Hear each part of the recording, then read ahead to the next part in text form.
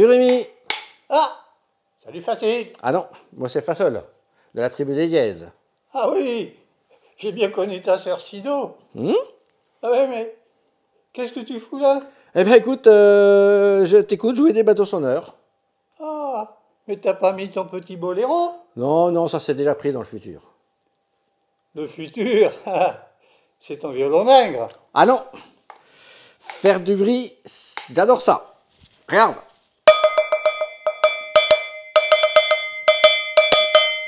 Oh là, je suis sûr que ton instrument, il a un bel avenir. Oh bah oui. Oh. Écoute, écoute. Je crois entendre quelque chose.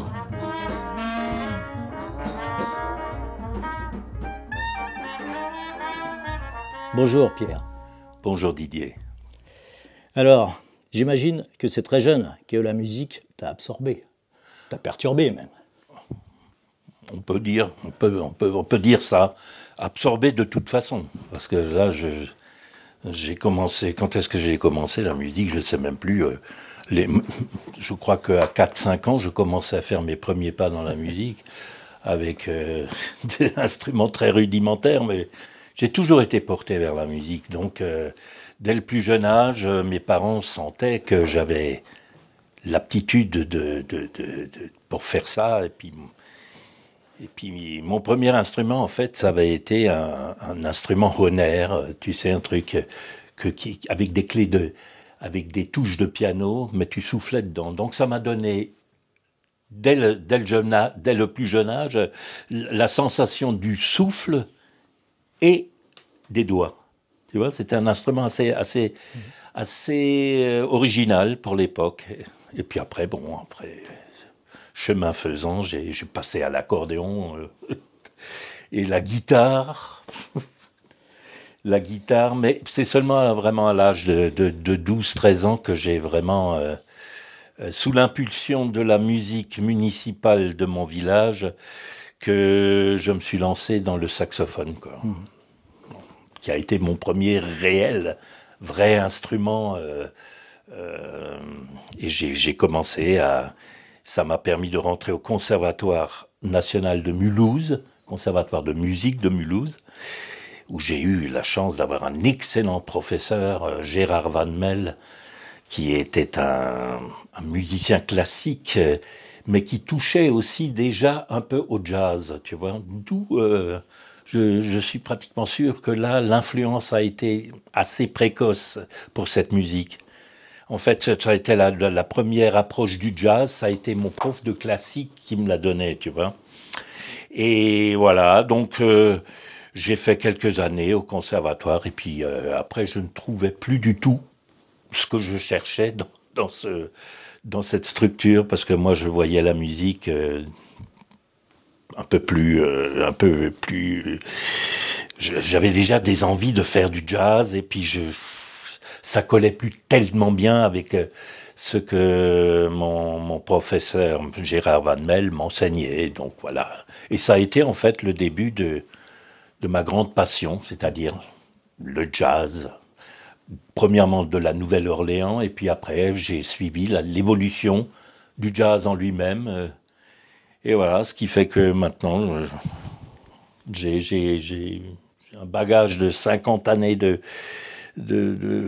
cette musique de jazz, et voilà, c'est déjà dans un premier temps, voilà ce que je pourrais te dire. Okay.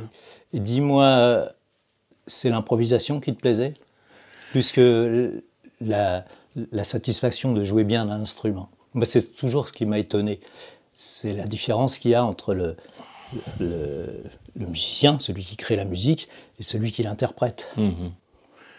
Disons que c'est quelque chose qui va de pair.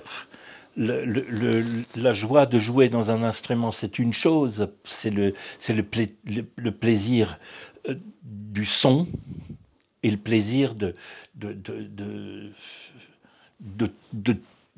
travailler quelque chose de matériel. Mais le jazz, c'est pas ça. Le jazz, c'est la passion. C'est tout ce qu'on peut faire avec un instrument sans avoir forcément une partition devant le nez, tu vois.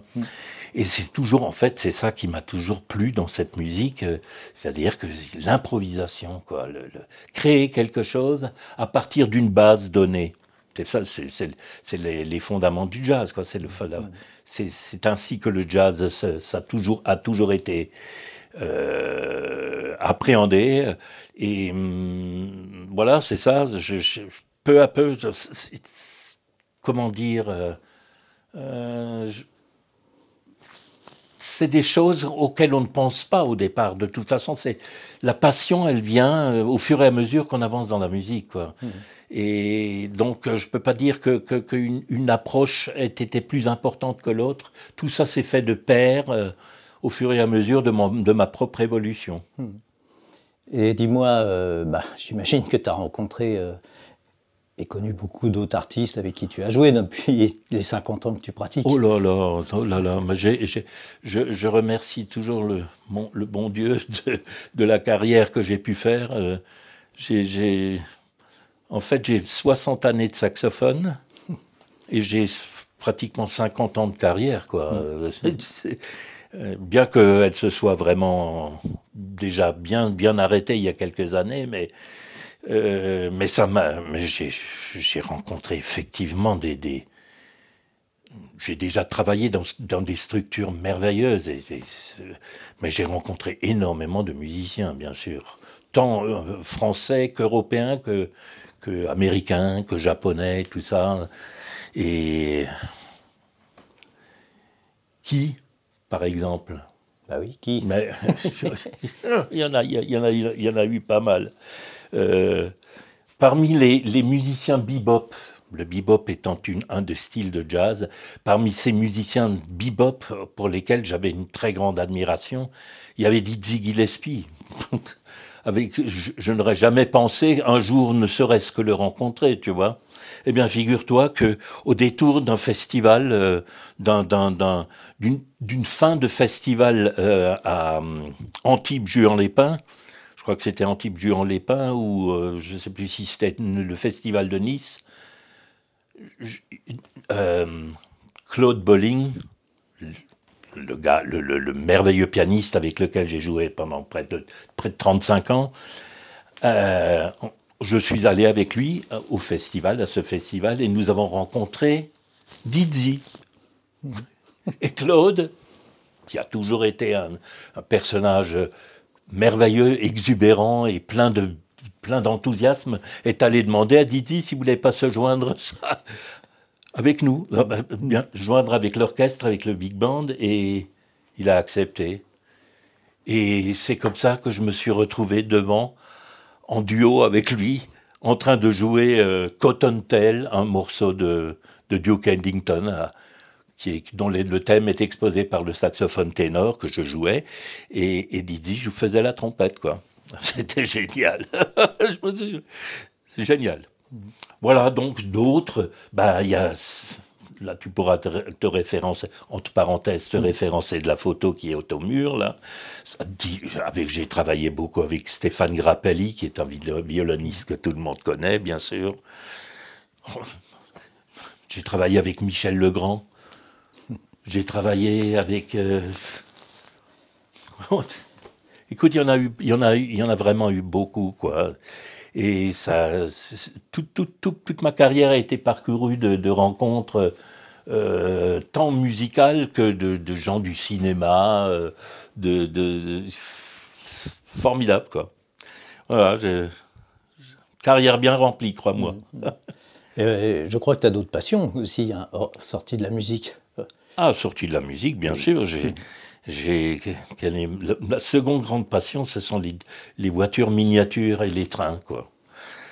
Tu en sais quelque chose, puisque toi-même, tu es le fils d'un fabricant, d'un constructeur de trains miniatures. Ton père a fait de très belles choses, lui aussi. Donc, moi aussi, j'ai cette passion des trains. Moi, c'est plutôt les trains américains et surtout, bien sûr, des miniatures voitures, Dinky Toys, Solido, Nos Rêves, toutes ces merveilleuses voitures, tous ces merveilleux jouets qui ont été créés principalement dans les années dans les années 50, 60, c'est là que les plus belles choses ont été faites. Puis, Et donc là, j'adore ça, quoi. puis c'était notre jeunesse aussi. Hein? C'était notre jeunesse aussi. Ah ben c'était notre jeunesse, bien sûr. On a joué avec. C'était une belle passe. C'était chouette, quoi. Quand tu recevais pour Noël un nouveau petit paquet avec une carte. La voiture était toujours dans des petites boîtes illustrées, magnifiques. Et quand tu ouvrais la boîte, ça sentait le carton et tu sortais le Dinky Toys. C'était merveilleux, quoi. Bien, bah, écoute, sur ces charmants souvenirs, Pierre, je te remercie pour cette interview. Oui, bah écoute, super. Même c'était un grand plaisir de faire cette interview avec toi. Eh ben, écoute, Très grand plaisir. À bientôt. À bientôt. Allez, ciao. Ciao. Écoute, hein, t'as toujours pas dit Sido. Je suis désolé. Non, mais c'est pas grave, Sido. Non, tu l'as pas dit. Je t'écoute.